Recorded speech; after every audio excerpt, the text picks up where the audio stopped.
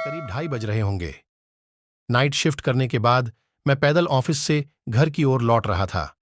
वाहन न होने के कारण बीते 1-1.5 साल से महानगर की सूनी ब्यावान और लंबी सड़कें हमसाया बनकर मेरे साथ चलती हैं।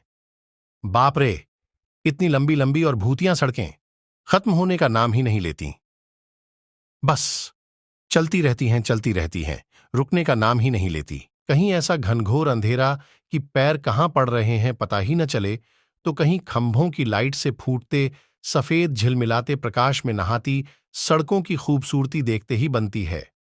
रोजाना का रूटीन होने के कारण अब इन सूनी और अंधेरी सड़कों से डर नहीं लगता। इन्हीं सूने और ब्यावान रास्तों पर दिन भर इतना हैवी ट्रैफिक और चहल पहल रहती है कि एक कदम पैदल चलना भी दूभर हो जाए। मई की बेरहम गर्मी, माथे से छूता पसीना, और ऐसे में अचानक हल्की हल्की ठंडी चलने लगे। माथे के पसीने से टकराती ठंडी हवा कितनी शीतलता प्रदान करती है। ऐसे में कौन बेवकूफ होगा जिसका मन गुनगुनाने को नहीं करेगा। गुनगुनाते हुआ मैं आगे बढ़ ही रहा था कि अचानक आंखें एक जगह पर जाकर ठिठक गईं।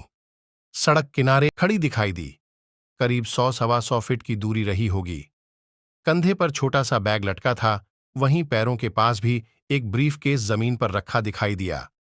सफेद प्रिंट वाली साड़ी से जिस करीने से उसने अपना सिर ढक रखा था, उससे तो वो किसी भले घर की ही गृहिणी ही लग रही थी। लेकिन इतनी रात गए, वो भी शहर के भीतर से गुजरने वाले हाईवे पर, कुछ अजीब सा लगा। हो सकता है मायके या ससुराल वालों ने बस में बिठा दिया हो और किसी कारण बस लेट होने पर महिला को देर रात यहां उतरना पड़ा हो। शायद उसका घर यहीं कहीं आसपास ही होगा, या फिर शायद सवारी ऑटो या रिक्शे का इंतजार कर रही हो। लेकिन इतनी रात गए रिक्शा कहां मिलेगा? शायद घर का कोई परिजन गाड़ी लेकर आ रहा होगा। शायद शायद शायद सोचते हुए मैं उसके बहुत करीब आ गया। नजरों से नजरें टकराई, मगर वो जरा भी नहीं झेंपी। मेरी आंखों में बराबर देखती रही। भय का नामो निशान तक नहीं, वरना इतनी अंधेरी और सूनी रात में एक अकेली महिला, कम से कम मुझ जैसे मवाली सरीखे इंसान को देखकर तो डर ही जाए। लेकिन वो तो लगातार घूरती रही, चेहरे पर न कोई हाव न कोई भाव। हां, होठों पर मुस्कान बराबर जमी रही। मैं ही झेंप गया। मुझे ही नजरें हटाना पड़ीं, कहीं ऐसी वैसी तो नहीं। फिर एकदम से सिर झटक दिया। होगी कोई, मुझे क्या लेना देना। मैं तेजी से कदम बढ़ाता हुआ अनजान महिला को क्रॉस कर गया। अनजाने डर और शर्म के मारे मैंने फिर पलटकर नहीं देखा। न जाने वो क्या सोच बैठे। चलते चलते मैं दूसरी सड़क पर आ पहुंचा।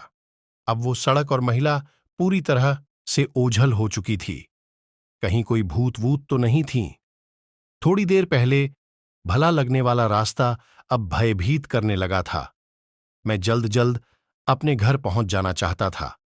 इसी तारतम्य में चाल में गजब की तेजी आ गई और बड़े बड़े डग भरने लगा। करीब 1.25 किमी ही चला था कि अचानक मुंह से चीख से निकल गई। वो महिला करीब 100 गज दूर उसके सामने सड़क किनारे ठीक उसी ढंग से खड़ी दिखाई दी। कंधे पर बैग और जमीन पर ब्रीफकेस। ये कब यहां आ गई? एक ही रास्ता तो है। न कोई गाड़ी निकली और न ही वह पैदल दौड़ती हुई मुझसे आगे निकल गई। मेरा पूरा शरीर मारे डर के पसीने से तरबतर हो गया।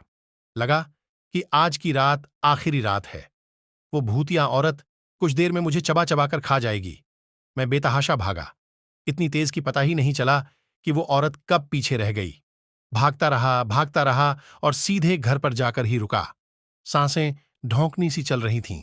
घर के बाहर ही कुछ पल खड़ा रहकर अपनी सांसों पर कंट्रोल किया।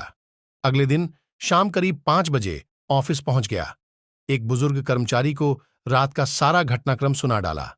हंसते हुए बोले, नूर चचा, अरे कहीं बूचड़खाने के पास की बात नहीं कर रहा? बूचड़खाना? मैं बुदबुदाया। हाँ जी हाँ, बूचड़खाना, स्लॉटर हाउस, जहां जानवर कटते हैं। बेटा, वो सड़क बहुत तेज रफ्तार बड़ी गाड़ियों ने बहुत सारे लोगों को कुचला है। सुना है कि कई साल बस का इंतजार कर रही एक औरत को भी एक ट्रक ने रौंद डाला था। तुझे ही नहीं, बहुत सारे लोगों को दिख चुकी है। लेकिन बेटा, भली औरत की रूह लगती है। कभी किसी को नुकसान नहीं पहुंचाती। मैं हैरान था और परेशान भी।